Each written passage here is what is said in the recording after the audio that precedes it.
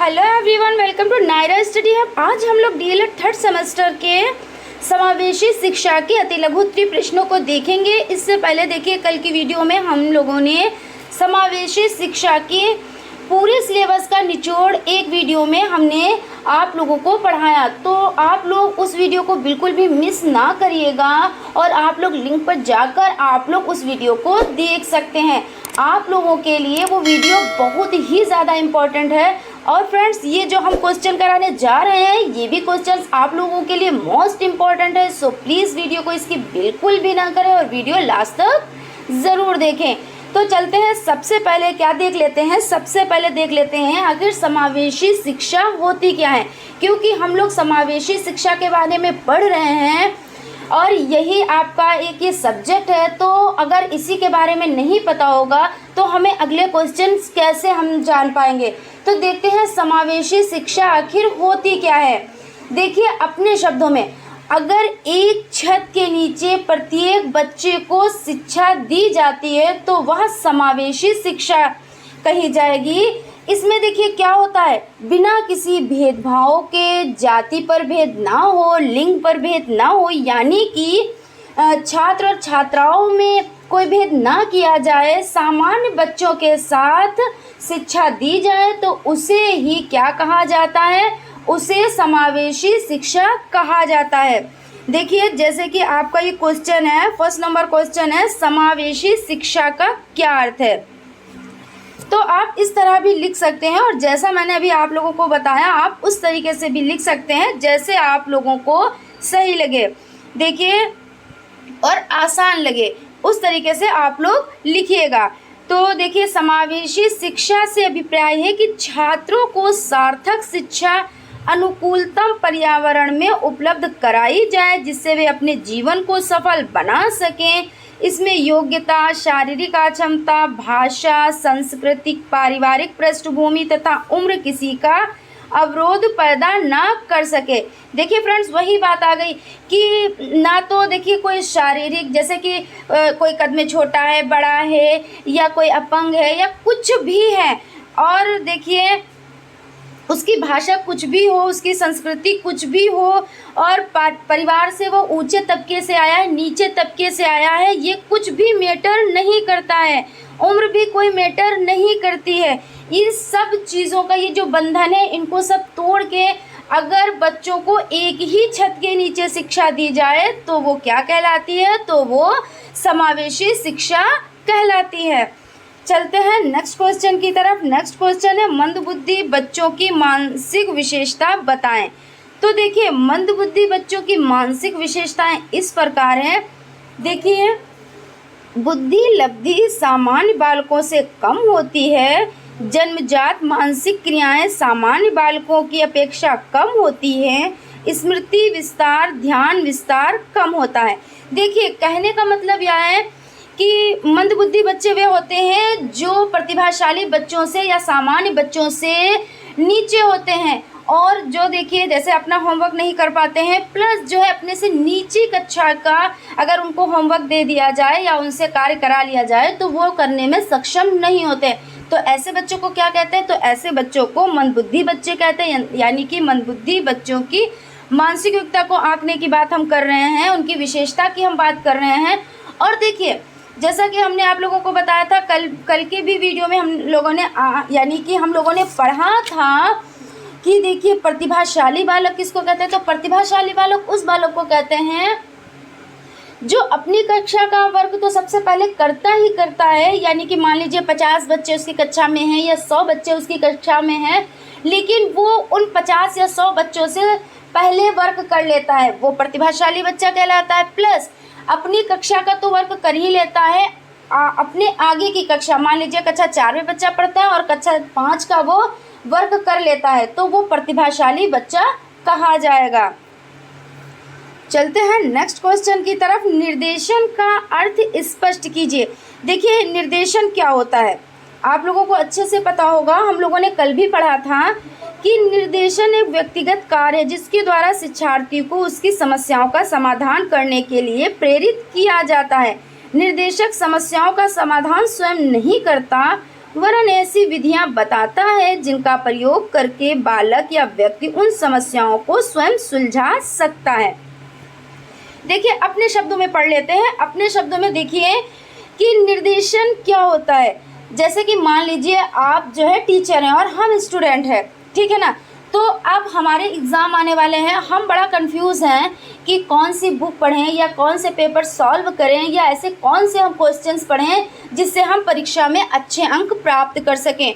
तो आप हमारे टीचर हो, इसलिए आप हमें बताओगे कि आप ये बुक पढ़ लें, ये आप पेपर सॉल्व कर लें और आप दिन में इतने घंटे पढ़ लें या रात में इतने घंटे पढ़ लें, तो क्या होगा, हमारी समस्या का हमको निदान तो मिल जाएगा, लेकिन उसको करेगा कौन। तो उसको जैसे आपने हमें बताया, क्योंकि वो परेशानी हमारी है तो हम उसको कंप्लीट करेंगे, हम उसको पूरा करेंगे। आपने तो हमें सिर्फ निर्देशन दिया है, और निर्देशन इसी को कहते हैं कि देखिए एक व्यक्ति क्या करता है, उसको सलाह देता है, लेकिन वो कार्य जिसको दिया जाता है यानी जिसको सलाह दी जाती है वो कार्य स्वयं करता है। तो इसको हम निर्देशन कहते हैं। यही आपका निर्देशन का अर्थ हो जाता है। उसके बाद चलते हैं नेक्स्ट क्वेश्चन की तरफ। देखिए नेक्स्ट क्वेश्चन है वंचन का क्या अर्थ है। अब देखिए वंचन को देख लेते हैं। वंचन जीवन की वह ऋणात्मक दशा है जो मानव क्षमताओं के विकास में बाधक होती है, किसी चीज से रहित, ठीक है ना, किसी चीज से रहित। यानी वंचन का क्या अर्थ है कि वंचन जीवन की वह ऋणात्मक दशा है जो मानव क्षमताओं के विकास में बाधक होती है, यानी किसी चीज से रहित। अब चलते हैं नेक्स्ट क्वेश्चन की तरफ, देख लेते हैं। नेक्स्ट क्वेश्चन है समस्यात्मक व्यवहार के कौन से कारण हैं। तो देख लेते हैं सबसे पहले आनुवांशिक कारण। देखिए बुद्धि दुर्बलता, विरासत में मिले द्वर्सन, और देखिए शारीरिक कारण है बहरापन, अंधापन, गंजापन, कम दिखाई देना, ऊंचा सुनना। ये क्या हो जाते हैं, ये शारीरिक कारण हो जाते हैं। और देखिए संवेगात्मक कारण क्या हो जाते हैं, तो अंगूठा चूसना, बिस्तर गीला करना, चिड़चिड़ापन, ये आपके क्या हो जाते हैं, ये आपके संवेगात्मक कारण हो जाते हैं। ये देखिए इसमें क्या क्वेश्चन किया गया था कि समस्यात्मक व्यवहार के कौन कौन से कारण हैं। तो आप लोग क्या लिखेंगे, अनुवांशिक कारण। सबसे पहले अनुवांशिक कारण लिखेंगे, उसके बाद शारीरिक कारण लिखेंगे, उसके बाद संवेगात्मक कारण लिखेंगे, और देखिए सामाजिक कारण भी है। तो देखिए निम्न सामाजिक आर्थिक स्थिति, उचित देखरेख का अभाव, माता पिता के मध्य टूटते संबंध, बड़े सदस्यों की बुरी आदतें।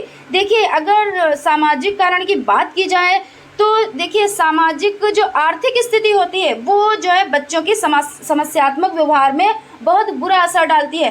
देखिए बच्चों को अगर किसी जैसे आर्थिक प्रॉब्लम होगी, उनको टाइम से, जैसे कि मान लीजिए उनको पुस्तक की ज़रूरत है या पेंसिल की ज़रूरत है या उनको किसी भी चीज़ की ज़रूरत है, लेकिन उनको जो है वो चीज़ प्रोवाइड नहीं हो पा रही है, या देख ले उनकी उचित देखभाल नहीं हो पा रही है। मान लीजिए माता पिता पढ़े लिखे नहीं हैं और वो उनकी प्रॉब्लम को नहीं समझ रहे हैं, तो बच्चों में क्या होगा, बच्चों में बच्चे अपने आप से समस्यात्मक व्यवहार करने लगेंगे, क्योंकि उनको हर चीज़ चाहिए होती है, क्योंकि जीवन जीने के लिए तो हर चीज़ चाहिए होती है ना।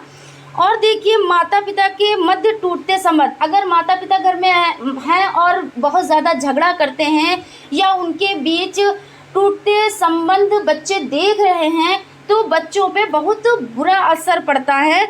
और जो बड़े सदस्य घर के होते हैं और उनकी बुरी आदतें जब बच्चे देखते हैं तो बच्चों में क्या होता है, वही आदतें बच्चों में स्वयं पड़ जाती हैं। वो खुद बच्चे उन आदतों को एक्सेप्ट कर लेते हैं, क्योंकि वो तो ये जानते हैं ना जैसे हमारे बड़े कर रहे हैं हमें भी वैसा ही करना चाहिए, और शायद ऐसा ही किया जाता है इसलिए तो हमारे बड़े ऐसा कर रहे हैं, तो बच्चे भी ऐसा करने लगते हैं। उसमें क्या होता है, बच्चों की गलती आती है कि हमारे बच्चे नहीं सही हैं, लेकिन ऐसा नहीं होता है। बच्चे अपने पर्यावरण में खुद से सीखते हैं और अपने बड़ों से सीखते हैं, और जो उनके आसपास हो रहा है, उनके समाज में हो रहा है, वो अपने जो उनके आसपास है उसी से सीखते हैं। इसलिए बच्चों में इस तरह की समस्याएं आ जाती हैं। तो आशा करती हूँ आप लोगों को अच्छे से समझ में आ गया होगा। चलते हैं नेक्स्ट क्वेश्चन की तरफ। देखिए सामाजिक निर्देशन से आप क्या समझते हैं। तो तो सामाजिक निर्देशन का अर्थ है सामाजिक परिपक्वता, अच्छी आदतें तथा पक्षपात को दूर करना और अच्छे मूल्यों को सीखना। ठीक है ना। उसके बाद चलते हैं नेक्स्ट क्वेश्चन की तरफ। आपके लिए क्वेश्चन मोस्ट इम्पॉर्टेंट है, आप लोग ध्यान से पढ़िएगा। छात्रों का निर्देशन प्रदान करने वाली 2 विधियों के नाम लिखिए। तो देखिए, निर्देशन प्रदान करने वाली निम्न 5 विधियां हैं और यहाँ पे 2 विधियां पूछी गई। अगर आप 2 विधियां भी लिखेंगे तब भी आपको पूरे नंबर मिलेंगे, लेकिन आप 5 विधियों को देख लें, क्योंकि हो सकता है कि लघुत्तरीय टाइप जो क्वेश्चंस आते हैं उसमें आ जाए। तो आप लोग 5 विधियां लिख दीजिएगा, उसमें डिटेल लिख दीजिएगा, आपके 2 नंबर पक्के। ठीक है ना। तो देखिए, फर्स्ट नंबर पर देख लेते हैं व्यक्तिगत तालिका सेवा, सेकंड नंबर पर है सूचना सेवा, थर्ड नंबर पर है परामर्श सेवा, 4 नंबर पर है स्थापन सेवा और 5 नंबर पर है अनुवर्तन सेवा। ठीक है ना। अगर आप लोग व्यक्तिगत तालिका सेवा और सूचना सेवा ये 2 ही लिख देंगे तब भी आपको अति लघु उत्तरी में पूरे नंबर मिलेंगे। अब देख लेते हैं प्रतिभाशाली बच्चे किन्हें कहते हैं। देखिए, सबसे पहले हम जो ये किताबी भाषा इसको पढ़ लेते हैं, उसके बाद हम अपने लफ्ज़ों में पढ़ेंगे। ठीक है ना। देखिए, प्रतिभाशाली बालकों की बुद्धि सामान्य बालकों से अधिक होती है। मनोवैज्ञानिकों के अनुसार जिनकी बुद्धि लब्धि 140 से अधिक होती है वे प्रतिभाशाली बालक कहलाते हैं। कुछ बालकों की बुद्धि लब्धि 180 से 190 तक हो सकती है। देखिए, प्रतिभाशाली बच्चे किन्हें कहते हैं, हम आपको अपने लफ्ज़ों में बताते हैं। देखिए, अगर आप इतना बड़ा जैसे डिटेल में आप लघुत्तरी में लिख देंगे तो आपका लघुत्तरी भी कंप्लीट हो जाएगा 2 नंबर का। ठीक है ना। और ये जो आपका किताबी भाषा में है ये आपका 1 नंबर का है। ठीक है ना, अति लघुत्तरी टाइप। तो देखिए, प्रतिभाशाली बालक हम उन बालकों को कहेंगे जो बालक अपने, जैसे कि मान लीजिए अपने कक्षा में जो बच्चे हैं, मान लीजिए 100 है, 50 है, 40 है, जितने भी बच्चे हैं उन बच्चों से सबसे आगे होना वो प्रतिभाशाली बालक है। अगर जो बच्चा है जो वर्क जो है सबसे पहले करके दिखा देता है वो प्रतिभाशाली बच्चा है। जिसकी मानसिक प्रक्रिया में तीव्रता होती है यानी तेज़ी होती है वो क्या है, वो प्रतिभाशाली बच्चा है। अगर देखिए कोई भी कठिन वर्क दे दिया जाए, यानी कि कोई भी कठिन से कठिन कार्य दे दिया जाए और वो आसानी से कर लेता है तो वो प्रतिभाशाली बच्चा है। और जैसा कि नाम से ही स्पष्ट हो रहा है कि प्रतिभाशाली बालक अर्थात उस बालक में कुछ विशेष प्रतिभा निहित है। ऐसे बालक जो अपनी श्रेष्ठ क्षमता के बल पर शैक्षिक उपलब्धि में विद्यालय स्तर पर स्थान प्राप्त करते हैं। जैसे कि और देखिए, किसी विशेष क्षेत्र जैसे गणित में, कला में, विज्ञान में, सृजनात्मक लेखन आदि में उच्च स्तरीय प्रतिभा रखते हैं तो क्या कहलाते हैं, तो प्रतिभाशाली बच्चे कहलाते हैं। ठीक है ना। और इनकी बुद्धि लब्धि कितनी होती है, इनकी बुद्धि लब्धि 140 प्लस होती है। और कभी देखिए कुछ बच्चों में तो 180 से 190 तक भी हो सकती है। चलते हैं नेक्स्ट क्वेश्चन की तरफ। नेक्स्ट क्वेश्चन देख लेते हैं, समावेशी शिक्षा से आप क्या समझते हैं। देखिए, फिर वही चीज़ आ गई, आप लोग इसको अच्छे से समझ चुके हैं और हम आपको फिर से बताते हैं। देखिए, समावेशी शिक्षा से अभिप्राय है कि छात्रों को सार्थक शिक्षा अनुकूलतम पर्यावरण में उपलब्ध कराई जाए जिससे वे अपने जीवन को सफल बना सकें। इसमें योग्यता, शारीरिक अक्षमता, भाषा, संस्कृति, पारिवारिक पृष्ठभूमि तथा उम्र किसी प्रकार का अवरोध पैदा ना हो सके। देखिए, क्या है समावेशी शिक्षा के साथ में एक ही छत के नीचे उसमें कोई भी लिंग का भेद ना हो, कोई भी जाति भेद ना हो और आर्थिक भेद ना हो। उसमें आर्थिक भेद का मतलब ये कोई अमीर तबके से आया है, गरीब तबके से आया है, लेकिन सबको शिक्षा एक ही छत के नीचे देना ही समावेशी शिक्षा कहलाती है। चलिए देख लेते हैं नेक्स्ट क्वेश्चन। नेक्स्ट क्वेश्चन है, अपवंचित बालकों से क्या अभिप्राय है। देखिए, अपवंचित बालक वे बालक हैं जिन्हें वे सुविधाएं ना मिल रही हों जो उन्हें मिलनी चाहिए अथवा जो उनकी श्रेणी के अन्य साथियों को मिल रही हों, जैसे आर्थिक, सामाजिक, सांस्कृतिक सुविधाओं से वंचित बालक तथा भाषा, धर्म, जाति, क्षेत्र, वर्ग, लिंग के कारण अपवंचित बालक।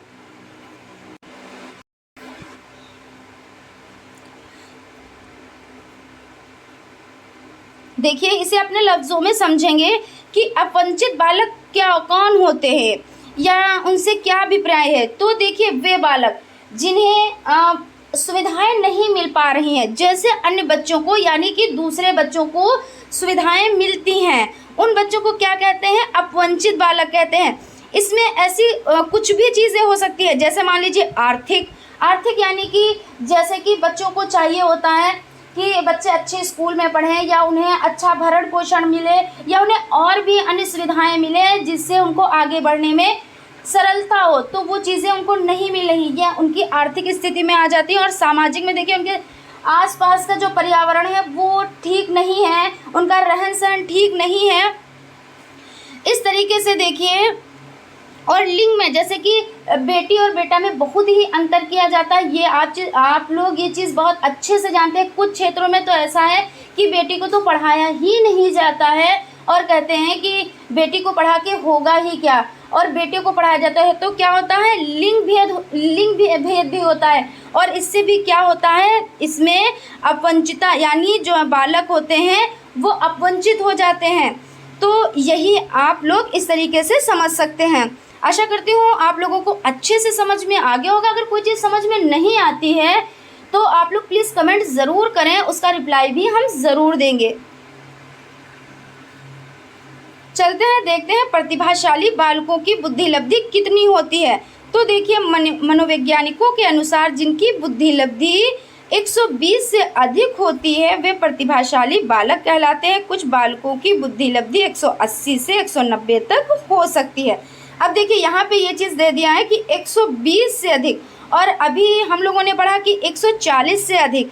तो इस तरीके से आप लोग कंफ्यूज ना हो। अगर ऑप्शन में 120 आ जाता है तो आप उस पर टिक करें, और 140 नहीं है तो आप 120 पे टिक करेंगे, और अगर 140 है तो आप 140 पे टिक करेंगे, ठीक है ना। क्योंकि ये प्रतिभाशाली बालक होते हैं जिनकी बुद्धि लब्धि 140 से अधिक, और कुछ बच्चों की बुद्धि लब्धि 180 भी होती है और 190 तक हो सकती है। उसके बाद चलते हैं नेक्स्ट क्वेश्चन की तरफ। नेक्स्ट क्वेश्चन है दृष्टिबाधित बालकों की शिक्षा किस प्रकार की होनी चाहिए। तो जैसा कि आपको पता है दृष्टिबाधित बालक किनको कहते हैं, तो देखिए जो आँखों से देख नहीं पाते हैं या इस तरीके से आँखों की कोई भी समस्या होती है उन्हें क्या कहते हैं, दृष्टिबाधित बालक कहते हैं। तो बालकों की शिक्षा का मुख्य उद्देश्य होना चाहिए कि ये बालक दृष्टिबाधित होते हुए भी समाज में समुचित समायोजन स्थापित कर सके। दृष्टिबाधितों के लिए लिखित अभिव्यक्ति के रूप में ब्रेल लिपि, यानी अंधे बच्चों के लिए कौन सी लिपि, तो ब्रेल लिपि, और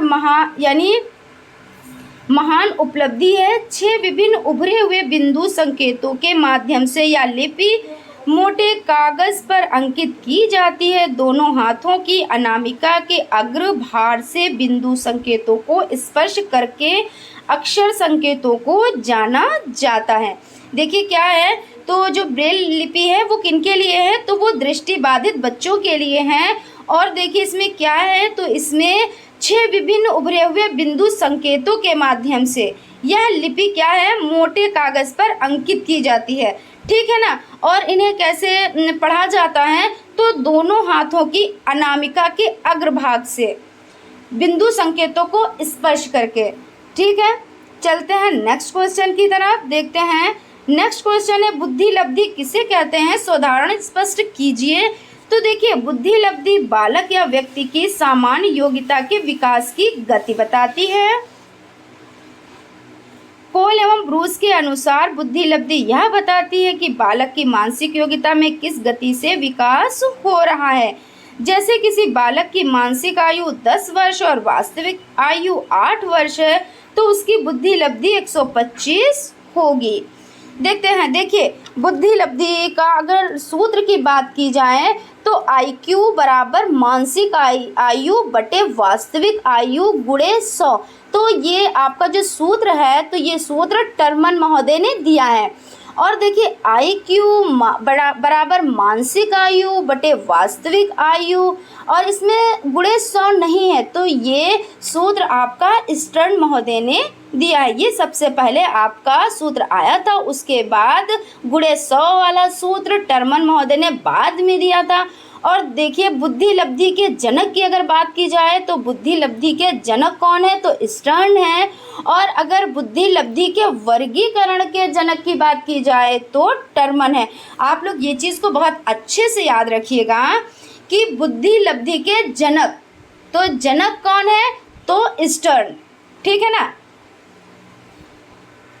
चलते हैं नेक्स्ट क्वेश्चन की तरफ। नेक्स्ट क्वेश्चन है विशिष्ट बालकों की 2 विशेषताएं बताएं। तो देखिए विशिष्ट बालकों की प्रमुख विशेषताएं, वे कक्षा में सामान्य स्तर से यानी सामान्य स्तर के बालकों के साथ समायोजित नहीं हो पाते हैं। यह बालक प्रतिभावान भी होते हैं और मंदबुद्धि भी होते हैं।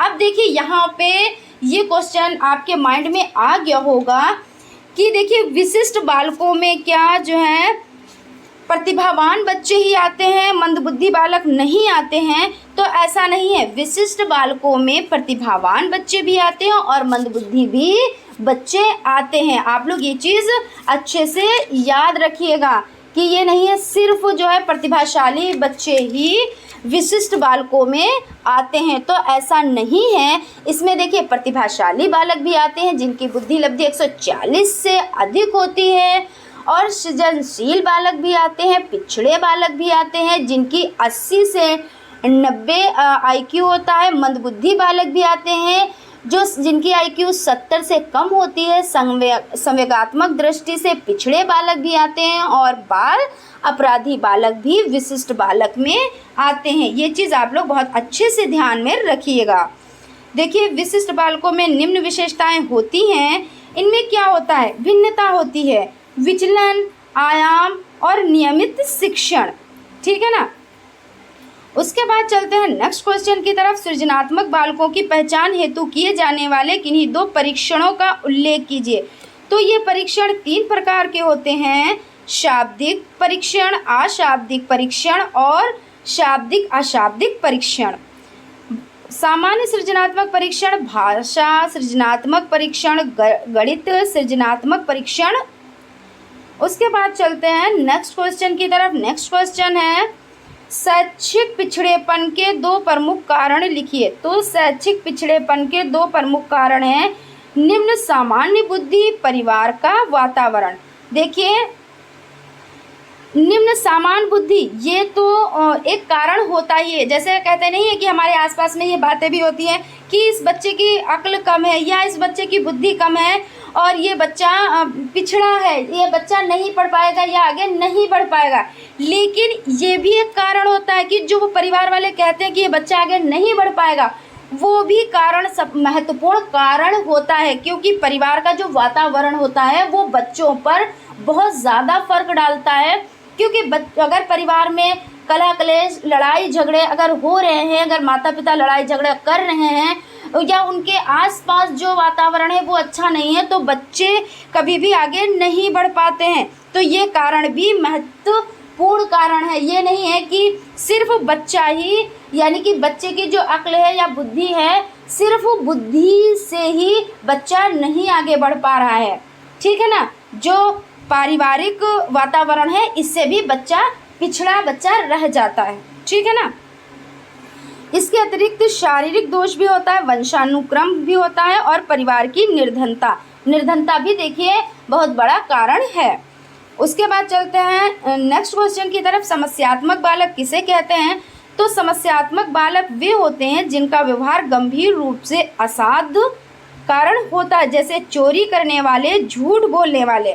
देखिए समस्यात्मक बालक अगर अपने लफ्ज़ों में बयान किया जाए, देखिए क्या होता है, तो समस्यात्मक बालक वे होते हैं जो चोरी करने लगते हैं, झूठ बोलने लगते हैं। आपने देखा होगा कि जैसे कुछ बच्चे हैं, मान लीजिए 5वीं कक्षा में पढ़ रहे हैं और वो क्या करते हैं, कक्षा 4 में गए या कक्षा 3 में गए और खामखा कोई बच्चा है बैठा है आराम से और उसको क्या किया, उसको मार पीट के वो भाग आए। ये क्या है, मतलब उस बच्चे ने कोई भी गलती नहीं की लेकिन उसको मार पीट के वो भाग आए। इसी तरीके से देखिए स्कूल की दीवारों को फांद कर चले जाना, घूमने टहलने, या अपना बस्ता जो है वहीं या जैसे बैग या बस्ता अपना छोड़ के क्लास ही में छोड़ दिया और वो चले गए, उन्हें अपने बैग से कोई मतलब नहीं है, बोले अरे कल बस्ता ले आएंगे। तो इस तरीके के बच्चे क्या होते हैं, तो इस तरह के बच्चे देखिए समस्यात्मक बालक होते हैं।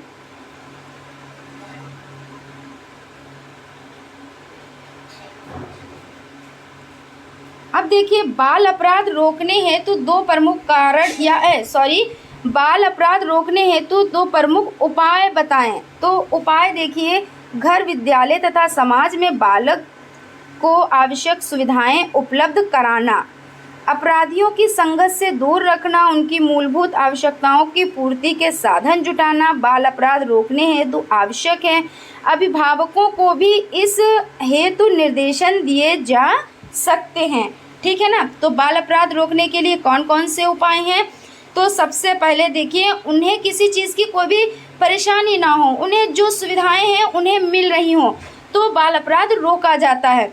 और जो बच्चे, जैसे कि मान लीजिए वो बच्चे पहले से मतलब बुरे हैं उनकी, और वो संगत में हो जाते हैं, तो जो बुरी संगत होती है वो भी बहुत बुरी होती है, इसलिए संगत से दूर रहना, यानी बच्चों को उस बुरी संगत से दूर रखना। और जो उनकी मूलभूत आवश्यकताएं, जैसे कि उनकी रोज़मर्रा की जो भी ज़रूरतें हैं, तो उनको जो है परिवार वालों को चाहिए कि उसकी ज़रूरतों को पूरा करें।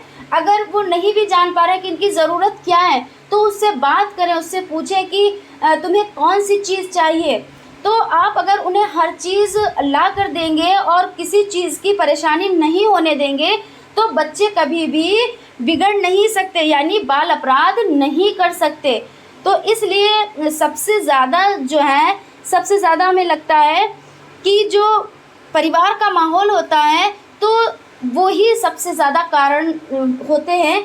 क्योंकि देखिए, अगर घर परिवार के जो लोग हैं वो अगर बच्चों की अच्छे से देखभाल करें, उनकी ज़रूरतों को पूरा करें, तो बच्चे कभी भी नहीं बिगड़ेंगे, कभी भी बुरी संगत में नहीं पड़ेंगे। उसके बाद चलते हैं नेक्स्ट क्वेश्चन की तरफ। निर्देशन का अर्थ स्पष्ट करते हुए परिभाषित कीजिए। तो निर्देशन एक व्यक्तिगत कार्य है जिसके द्वारा शिक्षार्थी को उसकी समस्याओं का समाधान करने के लिए प्रेरित किया जाता है। निर्देशक समस्याओं का समाधान स्वयं नहीं करता, वरन ऐसी विधियां बताता है जिनका प्रयोग करके बालक इन समस्याओं को स्वयं सुलझा सकता है। चलते हैं, समावेशी शिक्षा सामान्य शिक्षा से किस प्रकार भिन्न है। तो देखिए, समावेशी शिक्षा शारीरिक, मानसिक या प्रतिभाशाली तथा विशिष्ट गुणों से युक्त विभिन्न बालकों पर अपनाई जाती है, लेकिन यह शिक्षा सामान्य बालकों को शिक्षण नहीं देती। समावेशी शिक्षा सामान्य बालकों की शिक्षा से सर्वथा भिन्न है। इस शिक्षा में ऐसे घटकों को सम्मिलित किया जा सकता है जो सामान्य बालकों के कार्यक्रमों के साथ साथ विशिष्ट भी होते हैं। फ्रेंड्स, आगे बढ़ने से पहले अगर आप हमारे चैनल पर नए हैं तो प्लीज़ चैनल को सब्सक्राइब ज़रूर कर लें और हाँ, बेल आइकन को भी ज़रूर प्रेस कर दें, जिससे आने वाली वीडियोस आपसे ना छूटें। चलते हैं, देखते हैं नेक्स्ट क्वेश्चन। निर्देशन के दो प्रमुख उद्देश्य लिखिए। तो देखिए, स्कूल में समायोजन में सहायता करना निर्देशन का मुख्य उद्देश्य होता है। छात्रों में उनकी रुचि के अनुरूप विषयों का चयन करने में सहायता देना। ठीक है ना। अब देखिए, परामर्श का अर्थ स्पष्ट कीजिए। जैसा कि देखिए, परामर्श वर्ड से ही, यानी इससे ही पता चला कि परामर्श होता क्या है। तो डॉक्टर जियाल के अनुसार परामर्श एक प्रकार की राय देना है जहां व्यक्ति स्वयं निर्णय लेने में सक्षम नहीं होता है। जैसे मान लीजिए, हम लोग क्या करते हैं, हम लोग डॉक्टर के पास जाते हैं, वहाँ पे हम लोग डॉक्टर से परामर्श लेते हैं कि हमारे मतलब डॉक्टर खुद परामर्श देते हैं कि आप में ये चीज़ की प्रॉब्लम है, ये चीज़ की प्रॉब्लम है। हम लोग तो उसका देखिए, वो लोग राय देते हैं और हम इस तरह की निर्णय लेने में सक्षम तो नहीं होते, क्योंकि हमें नहीं पता होता कि हमारे शरीर में कौन कौन सी बीमारियां हैं, ठीक है, या इस बीमारी का क्या इलाज है, वो डॉक्टर ही परामर्श देते हैं। ठीक है ना। तो देखिए, परामर्श एक प्रकार की राय देना है जहां व्यक्ति स्वयं निर्णय लेने में सक्षम नहीं होता है। उसके बाद चलते हैं नेक्स्ट क्वेश्चन की तरफ। नेक्स्ट क्वेश्चन है, निर्देशन एवं परामर्श में दो प्रमुख अंतर लिखिए। तो देखिए, निर्देशन एवं परामर्श में दो मुख्य अंतर हैं। फर्स्ट नंबर पर है, निर्देशन सामूहिक व व्यक्तिगत दोनों प्रकार का हो सकता है, जबकि परामर्श एक समय में एक ही व्यक्ति के लिए उपलब्ध होता है। निर्देशन में व्यक्ति को समस्या समाधान के योग्य बनाया जाता है, जबकि परामर्श के माध्यम से व्यक्ति को आत्मनिर्देशन हेतु सक्षम बनाया जाता है। उसके बाद देखिए शैक्षिक समावेशन से आपका क्या आशय है। तो शैक्षिक समावेशन में उन सभी तथ्यों को सम्मिलित किया जाता है जो विशिष्ट बालकों पर लागू होते हैं, अर्थात समावेशी शिक्षा शारीरिक, मानसिक व प्रतिभाशाली तथा विशिष्ट गुणों से युक्त विभिन्न बालकों पर अपनाई जाती है।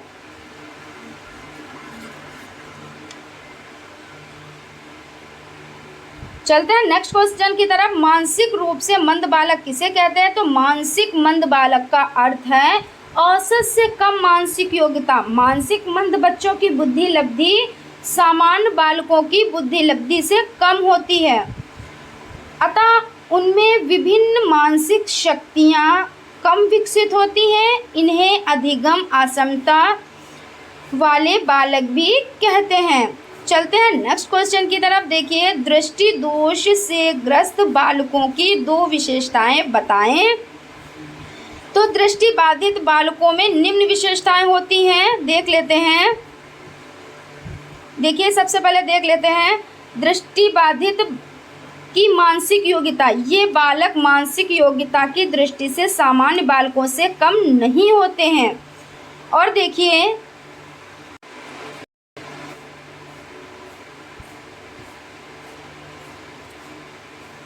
नेक्स्ट पॉइंट पे चलते हैं। दृष्टि बाधितों की भाषा का विकास। ये भाषा दोषी नहीं होते हैं, सुनना तथा बोलना इनकी भाषा के प्रमुख कौशल हैं। और देखिए थर्ड नंबर पर दृष्टि बाधितों के सामाजिक व समायोजन संबंधी कार्य, इनमें व्यक्तित्व की समस्याएं आंतरिक नहीं होती हैं। चलते हैं नेक्स्ट क्वेश्चन की तरफ। देखिए निर्देशन को परिभाषित कीजिए।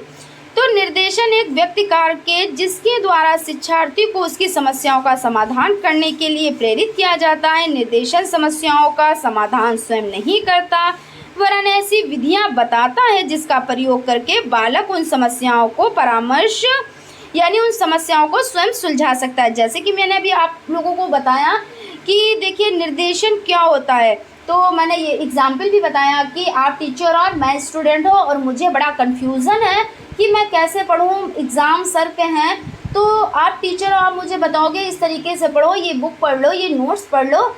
तो ये आप लोगों का क्या, आपका ये क्या हो गया, ये निर्देशन हो गया, क्योंकि आपको खुद नहीं करना है, आपने मुझे निर्देश दिया और उसको कंप्लीट मुझे करना है, ठीक है ना। फिर चलते हैं, देखते हैं परामर्श में सहयोग देने वाली किन्हीं दो संस्थाओं के नाम लिखिए।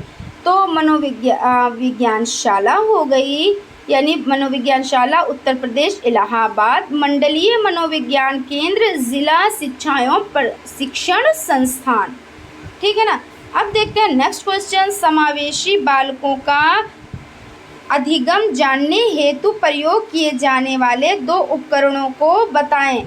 तो फर्स्ट नंबर पर हो जाता है बुद्धि लब्धि परीक्षण, सेकंड नंबर पर हो जाता है व्यक्तिगत बुद्धि परीक्षण, थर्ड नंबर पर हो जाता है सामूहिक बुद्धि परीक्षण। अब देखते हैं परामर्श से आप क्या समझते हैं। तो डॉक्टर जुमाल के अनुसार परामर्श एक प्रकार की राय देना है जहां व्यक्ति स्वयं निर्णय लेने में सक्षम नहीं होता है। उसके बाद देख लेते हैं TLM से क्या अभिप्राय है। तो देखिए TLM आप लोग बहुत अच्छे से जानते होंगे, टीचिंग लर्निंग मटेरियल, यानी TLM शिक्षण अधिगम सामग्री है, ठीक है ना। जैसे एग्जाम्पल देख लेते हैं कौन, जैसे ब्लैक बोर्ड हो गया, डस्टर हो गया या ग्लोब हो गया, इस तरीके से ये क्या है, ये TLM है, ठीक है ना। उसके बाद चलते हैं नेक्स्ट क्वेश्चन की तरफ। परामर्श में सहयोग के संबंध में निरीक्षण तंत्र से आपका क्या आशय है। निरीक्षण की इस प्रक्रिया में निरीक्षणकर्ता विद्यालय जाता है और विद्यालय की विभिन्न गतिविधियों का अवलोकन करता है। यदि इनमें कोई दोष है तो वह उनको ढूंढता है और रिकॉर्ड तैयार करता है। उसके बाद चलते हैं नेक्स्ट क्वेश्चन की तरफ। देखिए नेक्स्ट क्वेश्चन है पैनल पर्यवेक्षण से आप क्या समझते हैं। तो कुछ व्यक्तियों के समूह द्वारा पर्यवेक्षण किया जाता है, उसे पैनल पर्यवेक्षण कहा जाता है। क्या, तो कुछ व्यक्तियों के समूह द्वारा पर्यवेक्षण करना, ठीक है ना, उसे पैनल पर्यवेक्षण कहा जाता है। पैनल का यह समूह शिक्षा विभाग के अधिनियमों के अंतर्गत किया जाता है, ठीक है ना। चलते हैं नेक्स्ट क्वेश्चन की तरफ। नेक्स्ट क्वेश्चन है विशेष विद्यालय से आपका क्या अभिप्राय है।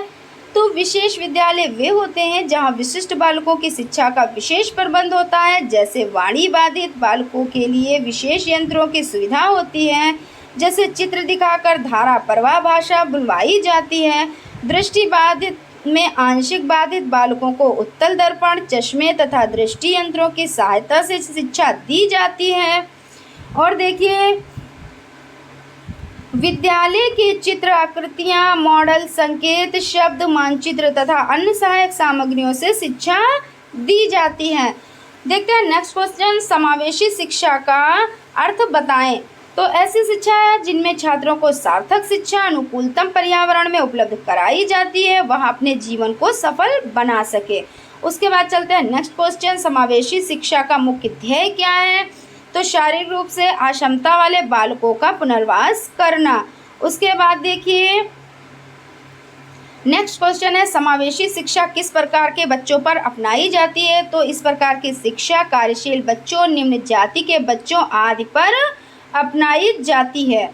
फिर देखिए शैक्षिक समावेशन का क्या अर्थ है। तो शैक्षिक समावेशन उन सभी तथ्यों को सम्मिलित किया जाता है जो विशिष्ट बालकों पर लागू होते हैं।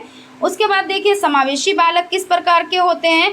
तो वह बालक जो अपनी किसी भी शारीरिक अक्षमता के कारण सामान्य शिक्षा कार्यक्रम के लिए उपयुक्त नहीं होता, वह समावेशी बालक की श्रेणी में आते हैं। उसके बाद चलते हैं नेक्स्ट क्वेश्चन की तरफ।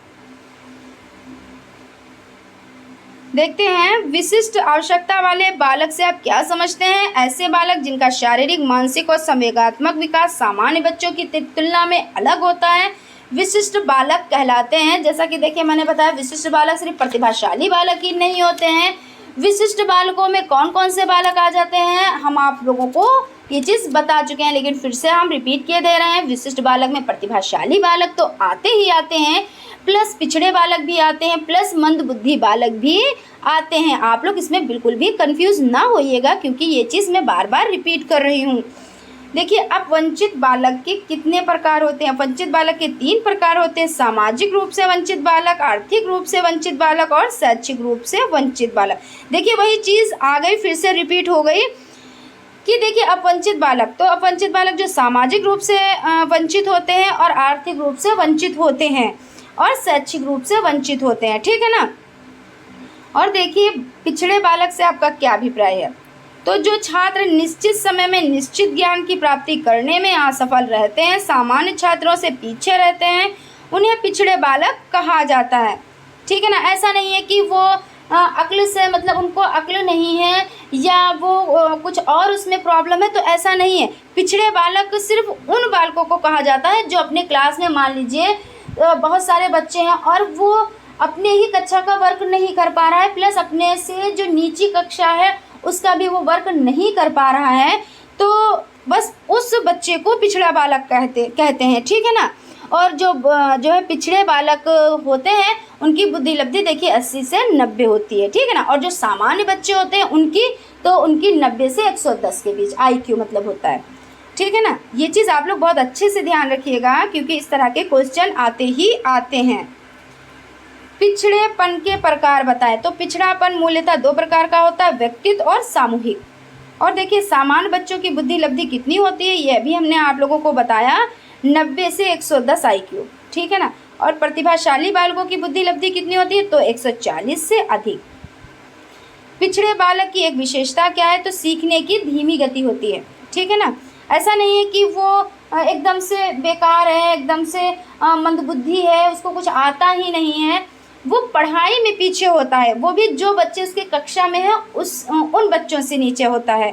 और जैसे उसे काम दे दिया जाए तो वो जो प्रतिभाशाली बच्चे होते हैं वो सबसे पहले करके दे देते हैं, और जो पिछड़े बालक होते हैं वो सबसे बाद में, ठीक है ना। आप लोग ये चीज़ याद रखिएगा कि इनकी सीखने की गति जो होती है वो धीमी होती है।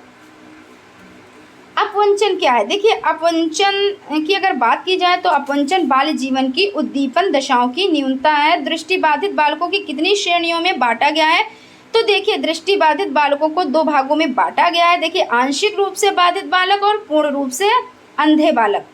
देखिए कुछ लोगों को क्या होता है, कुछ लोगों की एक आंख खराब होती है, थोड़ी सी नज़र कमज़ोर होती है, और कुछ बच्चे ऐसे होते हैं जो पूर्ण रूप से अंधे होते हैं। तो इनको दो भागों में बांटा गया है, आंशिक दृष्टि से बाधित बालक और पूर्ण रूप से अंधे बालक। फिर चलते हैं, देखिए आंशिक दृष्टि बाधित बालक कौन कौन होते हैं। वह बालक जो बड़े अक्षरों को मुद्रित भाषा में या उत्तल दर्पण की सहायता से पढ़ सकते हैं। अब देखते हैं आंशिक दृष्टि बालक की दृष्टि क्षमता कितनी होती है। तो इनकी दृष्टि क्षमता 20 से 70 तक उत्तम आँख होती है। और देखिए गंभीर दृष्टि बाधित बालक की दृष्टि क्षमता कितनी होती है। तो इनकी दृष्टि क्षमता 2/20 होती है। और देखिए दृष्टि बाधित बालकों को किस लिपि की सहायता से पढ़ाया जा सकता है, आप लोग बहुत अच्छे से जानते होंगे। देखिए ब्रेल लिपि, ठीक है ना। हकलाने के क्या कारण होते हैं। तो हकलाने के 2 कारण हैं, वंशानुक्रम और वातावरण।